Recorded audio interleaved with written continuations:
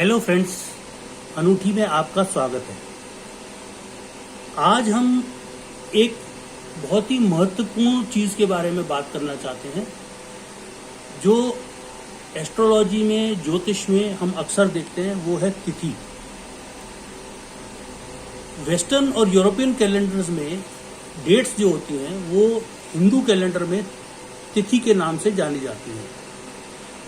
आज हम देखेंगे कि इनका आपके जीवन पर क्या प्रभाव पड़ता है, क्या कोई प्रभाव पड़ता भी है या नहीं, आप किस तिथि में पैदा हुए हैं, डेट में नहीं। डेट तो वेस्टर्न कैलेंडर के मुताबिक है, लेकिन आप किस तिथि में पैदा हुए हैं, क्या उसका आपके जीवन पर क्या प्रभाव पड़ता है, आपको किस तिथि पर क्या करने से फायदा होगा और किस तिथि पर क्या नहीं करना चाहिए, इसी के बारे में आज हम थोड़ी बहुत जानकारी आपको देंगे। सबसे पहले तिथि के बारे में कुछ एक जानकारियां मैं बता दूं आपको।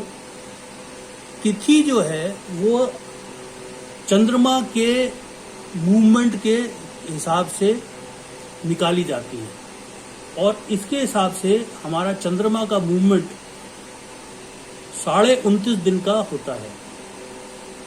वेस्टर्न कैलेंडर्स की तरह हमारा जो महीना है वो कभी 30 दिन का, कभी 31 दिन का नहीं होता है। चंद्रमा जब नहीं होता है, जो डार्क फेज हम इंग्लिश में बोलते हैं, उसको हम हिंदू कैलेंडर में बोलते हैं कृष्ण पक्ष, और जो ब्राइट फेज होते हैं उसको हम बोलते हैं शुक्ल पक्ष। ये दोनों तकरीबन 15-15 दिन के होते हैं, लेकिन इनका टोटल 29.5 दिन ही आता है। जब भी हिंदू कैलेंडर में महीना बदलता है तो वो प्रतिपदा से बदलता है, जिसको हम आम भाषा में पड़वा भी बोलते हैं। वो पहला दिन होता है आपके महीने का या उस पक्ष का।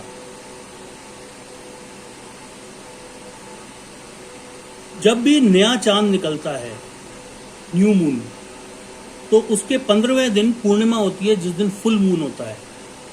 और अगर वो कृष्ण पक्ष है, जब वो चांद जो है वो छुप रहा है, तो उसका 15वां दिन अमावस्या होता है, यानी नो मून डे।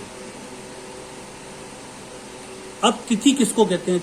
तिथि कब बदलती है? जब भी चंद्रमा जो है वो सूर्य से 12 डिग्री कवर कर लेता है तो तिथि बदलती है। तो इस प्रकार पूरे 360 डिग्रीज कवर करने में उसको 30 दिन लगते हैं, मतलब 29.5 दिन लगते हैं।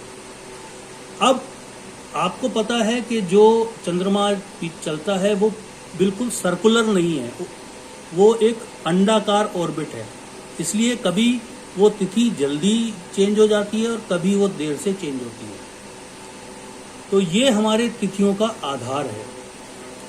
अब हम देखेंगे कि तिथि का असर आपके जीवन पर क्या पड़ता है, आप किस तिथि में पैदा हुए हैं, उसका आपके ऊपर क्या असर होता है। सबसे पहले हम देखते हैं कि शुक्ल पक्ष होने का और कृष्ण पक्ष होने का क्या असर होता है। तो अगर किसी की पैदाइश शुक्ल पक्ष में हुई है तो आमतौर पे वो देखा जाता है कि उसके नाक नक्श अच्छे होंगे और उसके पास अच्छा पैसा होगा। अच्छा पैसा मतलब ऐसा नहीं है कि बहुत रईस होगा, लेकिन अपने स्टेटस के मुताबिक जितना वो काम करता है उसके पास में पैसा अच्छा रहेगा। मेहनती होगा, मेहनत से काम करेगा, उसमें कई एक गुण होंगे अपना काम करने के लिए, और उसको काफ़ी जानकारी होगी अपने काम की और अपने काम के बाहर बाकी चीज़ों की।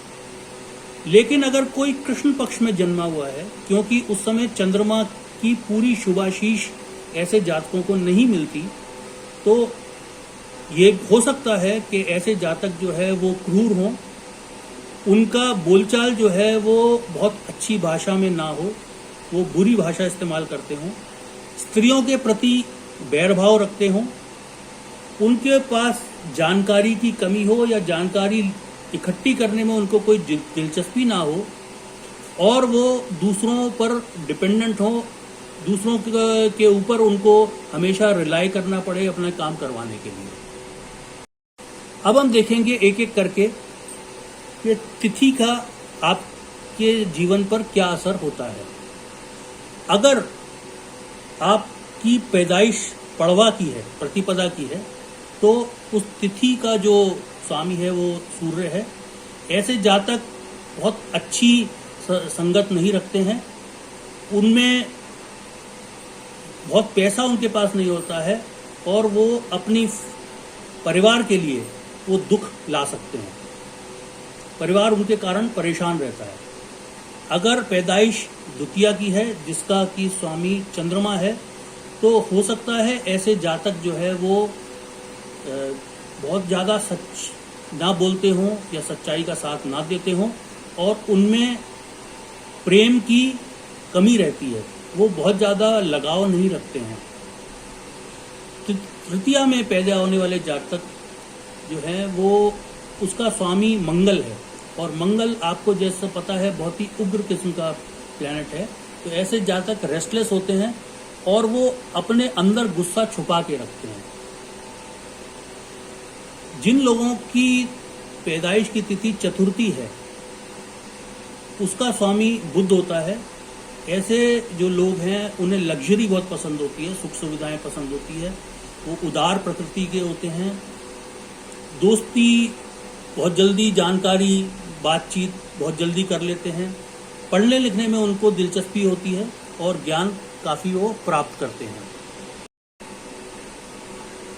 अब देखिए, अगर कोई भी पंचमी को पैदा हुआ है, जिसकी जन्म तिथि पंचमी है और जिसका मालिक जो है वो गुरु है, तो ऐसे लोग जो हैं वो लाइफ में काफ़ी प्रैक्टिकल होते हैं। वो जीवन के हर पहलू को समझ के फिर अपना निर्णय लेते हैं। समाज में उनको इज्जत मिलती है, उदार प्रकृति के होते हैं, लेकिन ऐसे लोगों को भी सुख सुविधाएं पसंद हैं। छठ पर पैदा होने वाले, छठे दिन पैदा होने वाले जो लोग हैं उसका स्वामी शुक्र है। ऐसे लोग जो है उनको अपने जीवन में काफ़ी यात्राएं करनी पड़ती हैं अपने काम के कारण, लेकिन उनके झगड़े भी बहुत होते हैं और ऐसे लोग ज़्यादातर किसी ना किसी पेट के विकार से ग्रसित रहते हैं। जो सप्तमी को जिनका जन्म हुआ है, सप्तमी का स्वामी शनि है। ऐसे लोग संतुष्ट रहते हैं अपनी स्थिति से, बहुत ही ब्राइट होते हैं, उनको हर चीज़ की समझ होती है, समझ जल्दी लेते हैं और भाग्यवान भी होते हैं। तो ये देखिए, जरूरी नहीं है कि शनि आपका नुकसान ही करे। ऐसे लोग अपने बूते पर काफ़ी जानकारी इकट्ठी करते हैं और अपने काम में काफ़ी माहिर होते हैं और अपनी मेहनत से वो पैसा कमाते हैं। जो लोग अष्टमी पर जन्म लेते हैं, अष्टमी का स्वामी है राहु, और राहु भी अपने जो लोगों की उसके बारे में सोच है उसके विपरीत ऐसे लोगों को भक्ति की तरफ ले जा सकता है। ये लोग अपना पैसा भी अच्छा कमाते हैं, नॉलेज भी अच्छी कमाते हैं, लेकिन ऐसे लोग जो है वो विपरीत लिंग की तरफ ज़्यादा आकर्षित रहते हैं। जिन लोगों का जन्म नवमी पर हुआ है जिसका स्वामी फिर से सूर्य है, ऐसे लोग बहुत ही धार्मिक किस्म के, सच्चाई पसंद और उदार प्रकृति के होते हैं।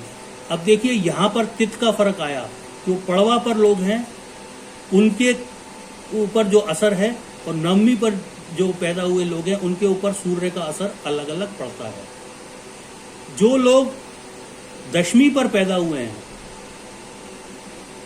जिसका कि स्वामी चंद्रमा है, ऐसे लोगों को जो न्याय के प्रति उनका झुकाव काफ़ी होता है, वो न्यायप्रिय होते हैं, बहुत ही ब्राइट होते हैं, हर चीज़ जल्दी से समझ सकते हैं, देशभक्त होते हैं और खुश रहते हैं। और ये असर देखिए, क्योंकि चंद्रमा का जो डिग्री है वो चेंज हो रहा है, उससे इसका असर पड़ता है। ऐसे जातक जो कि एकादशी को पैदा होते हैं और एकादशी का जो स्वामी है वो है मंगल। लेकिन ऐसे जातक अपने आप में काफ़ी खुश रहते हैं, संतुष्ट रहते हैं, काफ़ी पायस, बिल्कुल शांत प्रकृति के होते हैं, धार्मिक प्रवृत्ति के होते हैं। वो अपने जीवन में अच्छा धन कमाते हैं और उनकी जो इंटेलिजेंस है, जो उनकी कुशाग्रता है, बड़े कुशाग्र व्यक्ति के स्वामी होते हैं। द्वादशी पर जन्म लेने वाले लोग, जिसका कि स्वामी बुध है, ऐसे लोग जो है वो बहुत ही रेस्टलेस होते हैं, एक जगह शांत चित्त से नहीं बैठ पाते हैं। उनको यात्राएं करना बहुत पसंद होता है, हालांकि उनकी सेहत उनका साथ बहुत ज़्यादा नहीं देती है। अब देखते हैं त्रयोदशी। त्रयोदशी का जो स्वामी है वो है गुरु। ऐसे लोग बहुत ही ज़्यादा बुद्धिमान होते हैं, बहुत ही जानकारी रखते हैं, उनके पास काफ़ी नॉलेज होती है, उनका जो विल पावर है बहुत ही स्ट्रांग होता है, बहुत दृढ़ता से सोचते हैं, लेकिन वो दूसरों की मदद करने में हमेशा आगे रहते हैं। जिनकी पैदाइश चतुर्दशी की होती है, जिसका कि स्वामी जो है वो शुक्र है, ऐसे लोग बहुत ही पैसा कमाते हैं अपने जीवन में, धार्मिक प्रवृत्ति के होते हैं, धार्मिक धर्म के प्रति उनका रुझान होता है, साहसी होते हैं, एक बार आपसे जो वादा कर लें वो पूरा करेंगे और इनको प्रसिद्धि काफ़ी मिलती है। तो फ्रेंड्स, अब हम बात करते हैं उन लोगों की जो खास दिनों पर पैदा होते हैं, पूर्णिमा और अमावस्या। याद रखें, पूरे महीने में पूर्णिमा केवल एक बार आती है, अमावस्या केवल एक बार आती है। पूर्णिमा पे चांद की पूरी ब्लेसिंग्स मिलती हैं, अमावस्या पे चांद की कोई भी ब्लेसिंग्स नहीं मिलती हैं। तो आइए देखते हैं। पूर्णिमा का जो स्वामी है वो है शनि, जो जातक को काफ़ी पैसा दिलाता है, उसको बुद्धिमान बनाता है और मेहनत करने के लिए प्रेरित करता है। और ऐसे लोग जो हैं उनको अच्छा खाना बहुत पसंद होता है। अमावस्या का स्वामी है राहु। और देखिए, तब में और अब में राहु में कितना फ़र्क है। ऐसे लोगों को राहु जो है वो आलसी बनाता है, वो ईर्ष्यालु किस्म के होते हैं और काफ़ी श्रूड होते हैं, मतलब वो चालाक चतुर होते हैं, लेकिन साथ ही साथ वो बेवकूफ़ किस्म के भी होते हैं। उन्हें समझ नहीं आता है कि वो कब अपना नुकसान खुद कर रहे हैं। साथ ही साथ ऐसे लोग साहसी भी हो सकते हैं। तो ये दोस्तों हमने देखा कि कृष्ण पक्ष का और शुक्ल पक्ष का और इनमें अलग अलग तिथियों पर कैसा प्रभाव आप पर पड़ता है अगर आपका जन्म किस तिथि का है। अब हम तिथियों पर देखते जाते हैं कि किस तिथि में हमको क्या करना चाहिए और क्या करने से क्या फ़ायदा मिलेगा या क्या नहीं करना चाहिए। कुछ एक तिथियां होती हैं जिनको हम कहते हैं नंदा तिथि। नंदा तिथि कौन सी है? पड़वा, षष्ठी और एकादशी। देखिए, इनमें 5-5 का फर्क है। इन तीनों तिथियों में अगर आप कोई व्यवसाय शुरू करना चाहते हैं तो वो कर सकते हैं, अगर आप अपना घर बनाना शुरू करना चाहते हैं तो वो कर सकते हैं, आपको फायदा होगा। भद्रा तिथि, भद्रा तिथि होती है द्वितीया, सप्तमी और द्वादशी। फिर से 5-5 तिथियों का फर्क है। इन तिथियों में आप अगर अनाज खरीदेंगे या अगर आपको कोई अपने घर में पालतू जानवर लाना है या अगर आप जो है वो जानवरों का कोई बिजनेस करते हैं, तो इन तिथियों में खरीदने से ना केवल आपको किफ़ायती रहेगा, लेकिन जो भी आप खरीदेंगे उसमें आपको बरकत होगी, फायदा होगा। जया तिथि, जया तिथि है तृतीया, अष्टमी और त्रयोदशी। हथियारों से संबंधित, कोर्ट केसेस से संबंधित जो भी काम करना है, या अगर आप किसी देश को अपने फौज के लिए कुछ करना है, डिफेंस फोर्सेस में कुछ काम करना है, आपको डिफेंस फोर्सेस का काम शुरू करना है, तो ऐसे दिन जो है वो आपके लिए अच्छे होते हैं। अगर आप एक गाड़ी खरीदना चाहते हैं तो ये जया तिथि भी आपके लिए अच्छी है। कुछ तिथियां होती हैं जैसे चतुर्थी, नवमी और चतुर्दशी, ये रिक्ता तिथि कहलाती हैं। इन तिथियों में केवल तांत्रिक काम करते हैं। गृहस्थ जीवन वालों को इन दिनों में कोई भी काम शुरू नहीं करना चाहिए। और आखिरी है पूर्ण तिथि, पंचमी, दशमी और पूर्णिमा। कोई शुभ कार्य आपके घर में होना है, सगाई होनी है, शादी होनी है, तो ऐसी जो शुभ कार्य हैं वो इन तिथियों में करे जाते हैं। इसके अलावा दोस्तों कुछ तिथियां कहलाती हैं शून्य तिथि, और ये हर हिंदू महीने के हिसाब से होती है। जैसे चैत्र पक्ष की चैत्र माह के कृष्ण पक्ष की अष्टमी, वैशाख माह की कृष्ण पक्ष की नवमी, ज्येष्ठ माह की कृष्ण पक्ष की चतुर्दशी, ज्येष्ठ माह की शुक्ल पक्ष की त्रयोदशी, आषाढ़ माह की कृष्ण पक्ष की षष्ठी, श्रावण माह की कृष्ण पक्ष की द्वितीया और तृतीया, और भाद्रपद माह की कृष्ण पक्ष की प्रतिपदा और द्वितीया। ये शून्य तिथियां कहलाती हैं। इसमें शादियां नहीं होती हैं, लेकिन आप बाकी कोई भी काम कर सकते हैं।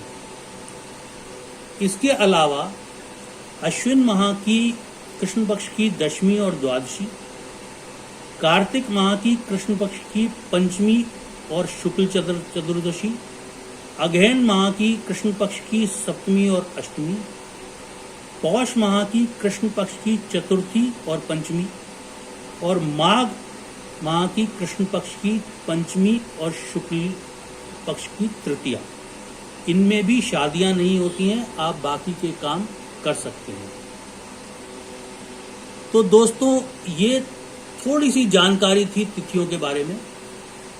मैं ये नहीं कहूँगा कि ये सारी जानकारी है, लेकिन जो आपके इस्तेमाल की जानकारी है, जो आपको थोड़ा बहुत जानना चाहिए, वो मैंने यहाँ दी है। इसका मतलब ये नहीं है कि ये सब कुछ है, ताकि आपका जीवन पर क्या प्रभाव पड़ता है। इसके अलावा बहुत सारी चीजें हैं, लेकिन तिथियों का ये प्रभाव जरूर पड़ता है। आप अपनी कुंडली के बारे में, अपने बारे में, अपने परिजनों के बारे में कुछ जानना चाहते हैं, आपको जीवन में कुछ समस्याएं आ रही हैं जिनके आप वैदिक रीति से क्या उपाय कर सकते हैं वो जानना चाहते हैं, तो आप दिए हुए नंबर पर या ईमेल पर मुझे संपर्क कर सकते हैं। अनूठी के वीडियोस देखते रहिए, उन्हें लाइक करिए, सब्सक्राइब करिए, शेयर करिए और कमेंट करिए। Thank you so much friends, thanks a lot.